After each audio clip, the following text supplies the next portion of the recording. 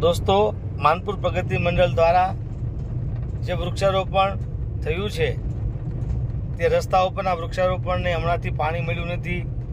ચોમાસા સુધી એમને બચાવી લઈએ તો ચોમાસું વધી જાય તો વૃક્ષો મોટા થઈ જાય ભાવના સાથે પ્રગતિ મંડળના પ્રમુખ એવા ભાઈ શ્રી દિનેશભાઈ મેંદપરા તેમજ અન્ય સૌ મિત્રોએ મારા પર ફોન કર્યો. તો મારી પણ ફરજ બને એક ગામના નાગરિક તરીકે કે એમને જે વાત મૂકી છે એ માટે આજે અમે એ વૃક્ષો બચાવવા માટેનો પ્રયત્ન કરવા જઈ રહ્યા છીએ. 2 ટેન્કર કર્યા છે, 2 ડ્રાઈવર શોધ્યા છે અને અન્ય કોઈ સેવામાં આવવા માંગતા હોય તો પણ એ પણ આવે તો સાથે મળીને વૃક્ષોને બચાવવાનો એક નમ્ર પ્રયાસ કરીએ. ધન્યવાદ. આ વિપુલભાઈ મેરુલિયા છે, માંડવીના પાટીદાર, બરાબર. ટાંકા ચડાવી દીધા છે. જેમની સેવાની ઈચ્છા હોય, અને આ હરદીપભાઈ પરમાર છે ભત્રીજા, સેવાની ઈચ્છા હોય એ આવી જાય બધાય, બરાબર. આ ઝાડવાને રહકાબોળ પાવાના છે. 2 ટ્રેક્ટર કર્યા છે. આપણે પૂરો પ્રયત્ન કરીએ છીએ કે ગામમાં જે મિત્રોએ ખાસ કરીને પ્રગતિ મંડળ દ્વારા વૃક્ષારોપણ થયું હતું, આપણે સૌ સાથે હતા. એ વૃક્ષો બચાવવાનો પ્રયત્નમાં થોડોક અમારો પણ આ શ્રમદાન છે. તો આપ સૌ સાથે જોડાઈને આપણા ગામના સારા કામ માટે સૌએ આગળ આવવું જોઈએ. અમને આ મોકો દિનેશભાઈ તેમજ અશોકભાઈને ટીમ બધી મળ્યો છે. ખૂબ ખૂબ આભાર. સેવા છે એ બહુ સરસ મજાનું કાર્ય કહેવાય. ચાલો સૌ સાથે મળીને આગળ વધીએ. અત્યારે જંગલ વચ્ચેથી પસાર થઈ રહ્યા છીએ. ચારે બાજુ જંગલ જેવો વિસ્તાર છે અને અશોકભાઈ માવાણી છે એમની વાડીએ જઈએ છીએ. બંને ટાંકા મારી આગળ છે અને હું મારી ગાડીમાં છું. તો સેવા કરવાની મજા આવે ખરી હો ભાઈ. અને એમાંય જ્યારે ગામનું કામ આવે ને ત્યારે તો સૌએ મિત્રોએ આગળ રહેવું જોઈએ એવું મારી ભાવના છે. ગામ હોય, વતન હોય, ત્યારે આપણે સૌએ આગળ આવવું જોઈએ. ભાઈ માવાણીની વાડીએ પહોંચી ગયા છીએ અને ટાંકા ભરવાની શરૂઆત કરી છે. તો પેલો ટાંકો વિપુલભાઈનો ભરી દઈએ, પછી આજે બની શકે એટલી સેવા કરી દેવાની છે ભાઈ.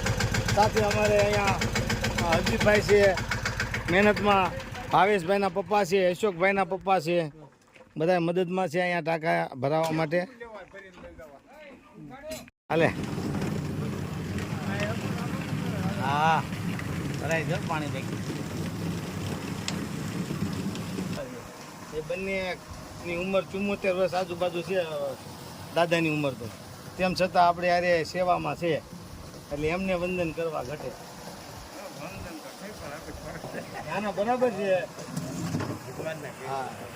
અને લઈ લો. જો દેવચંદ કાકા સરદારા વાત સાંભળી એટલે તરત જ સેવામાં હાજર થઈ ગયા. આવા વ્યક્તિઓ હોય તો આ બધા ઝાડવા ઉછેરીને મોટા થાય.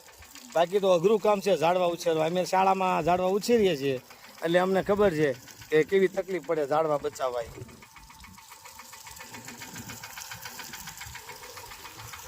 આમાં સુકાણા છે પણ અંદરથી લીલાછમ છે હજી ઝાડવા. એટલે ચોમાસું ઓટી જાય.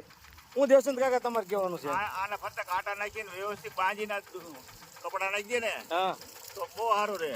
હા તો એક વખત આપણી ટીમ પાછું આ કામ આદરવા જેવું ખરું ફરી વાર કરવાની જરૂર છે. હા હા બધે ફક્ત કાંટા પકડા વાળા જ હેરાન કરે છે. બધું હા બરાબર બરાબર. હા ધરતીનું અમૃત પાણી જ્યારે વૃક્ષને મળે ને ભાઈ આ તડકામાં, ત્યારે એ આમ સજીવન થઈ જાય. હો ભાઈ, પાણી કોને ન ગમે? પાણીથી જીવન છે. હવે ઈશ્વરને પ્રાર્થના કરીએ કે આ ઝાડવા ચોમાસા સુધી બચી જાય વ્યવસ્થિત. એટલે ચોમાસું ઓડી જાય એટલે બીજા 4-5 મહિના થોડાક ઊંચા થઈ જાય.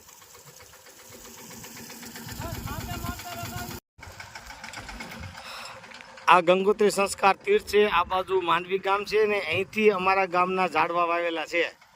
અને એ ઝાડવાની લાઈન આપ જુઓ છો.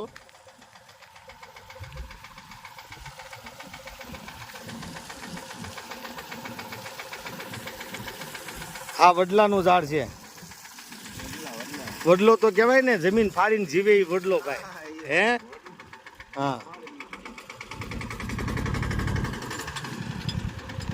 જો ભાઈ હરદીપભાઈ પરમાર છે એક ડ્રાઈવર, અને એક ડ્રાઈવર છે અમારા મિત્ર એવા વિપુલભાઈ મેરુલિયા, પાણી અત્યારે વૃક્ષોને પાઈ રહ્યા છે અને દેવચંદ કાકા અમારા ખાસ ગામના સેવાભાવી માણસ રાજેશભાઈ માણિયા અને બીજા 2 ભૂલકાઓ બાળકો આવ્યા છે એમને પણ આપણે વંદન કરીએ.